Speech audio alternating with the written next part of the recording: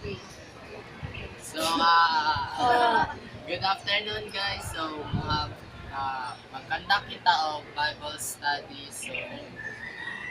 So anyone nga pwede mo trabaho og ato ang opening prayer. So, make no No, ay Nikki, can you start the prayer? So, let us put ourselves in the holy presence of God, in the name of the Father, the Son, and the Holy Spirit. Lord, we thank you for this wonderful day and for the blessings that you have so graciously showered upon us. We hope that you will guide us as we have our Bible sharing today, and we hope that you will give us the knowledge that we may be able to um, study well for our upcoming exams, and so that we may be able to reach second year hopefully. This we ask to Christ our Lord. Amen. In the name of the Father, the Son, and the Holy Spirit. so, so guys, nag-gather kita dire para sa ato ang Bible study. So, magpa-ila-ila na rin ta kadali. So, hi, ako guys si Brad Cyrus Sales. Hi! Ako pala si Pongpo. Hi! Ako si Naiza. Hi, Megnon. So, nakapaila-ila naman ta with each other. So, Among cameraman day kay si camera woman day kay si Alay. si Alay, tapos si Hi, Jocelyn Alay. sa Biwang, credits. So, mag-start na ta. So, ato ang Bible verse na pag-aana to reflection isang Ephesians chapter 4 verse 13. So, okay. So, pwede ni mo basahon po.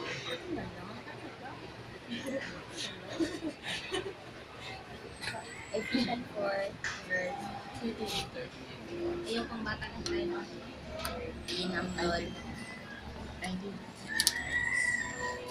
Philippians Philippians 4 verse 13. Wait.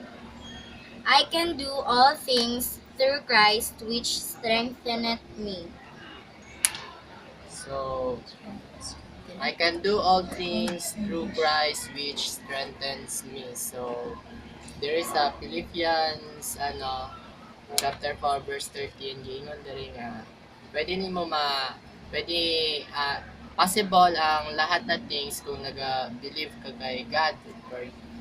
So, i-relate na ko sa akong sarili as a student. So, as a student, every day, magkalisod kita sa ato ang study, sa may quiz, tapos, for example, may ara na ta thesis, so, di ba, magkandalisod man kita, tapos may ara pa kita, kanang tuition, di ta sure kung makabayad ta in time, maka-clear ta sa clearance, so, ingana na siya, giingon dire nga kung mag-believe ra ka kay Christ nga i-down nimo ang trust nimo sa iya bisan murag feeling nimo impossible ng bagay nga na kanang sa about sa studies nimo nga na siya kanang tapos gid na siya nimo ang imong studies mo believe ra gid ka kay God nga matapos na siya nimo kay walay impossible sa iya so ingana pud na siya para sa ako ang magkaintindi na ako sa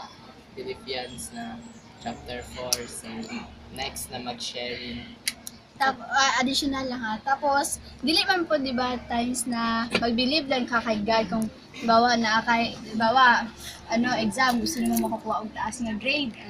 Dili man po na nimo ma-achieve, di ba, kung dili ka mag-believe kay God. Kung dili po na si God ang magbuhat, dapat ikaw mismo, buhaton po nimo para po kanang makakuha di ka kataas nga grade, di ba? Lang. Insert na lang. Ay, ako. Ang good po. Diba, nagatiwala man, nagapaniwala man tayo sa quote na do the best and God do the rest. Then, dili mahitabutan ng bagay sa mundo kung dili ta mag-believe kay God.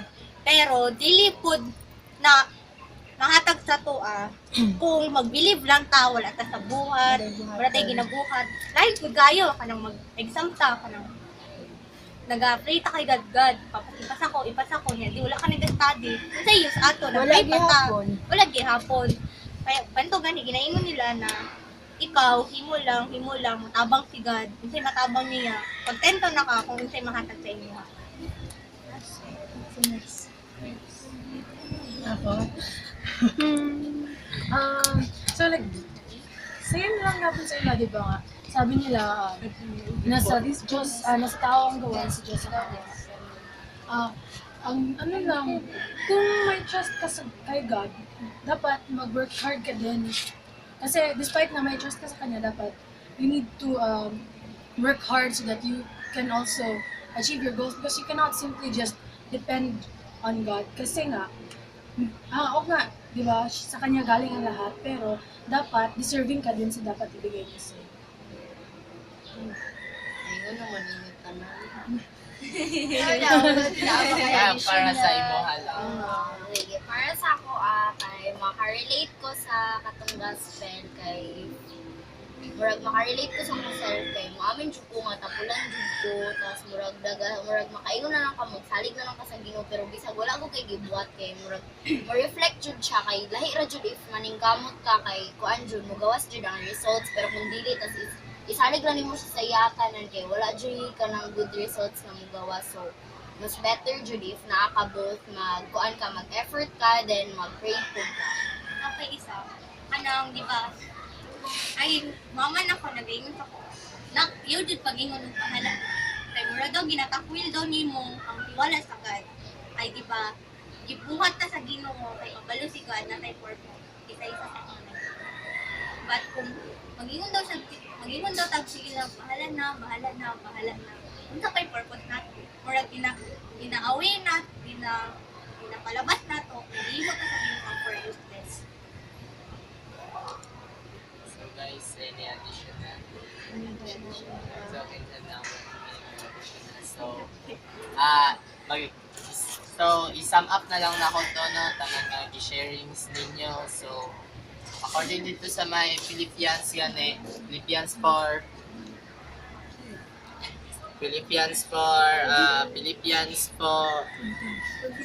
verse 13, I can do all things through Christ which strengthens me. So, tanan gani nga, gingon gani nga, dapat mag-put up kita sa trust kay God, especially sa everyday na to nga work kay si God lang ang nakaalam kung ano ang ato ang future, siya po ang nag-design sa ato ang future. So, kung ano man ang kalisod nga face ninyo sa inyohang everyday life as a student, so dapat na amo to face lang tapos mo pati ra gyud nga ara si God sa side ninyo, dili ka mo pabayaan nga kita as a medtech maka-graduate kita Malingkamot jud ta.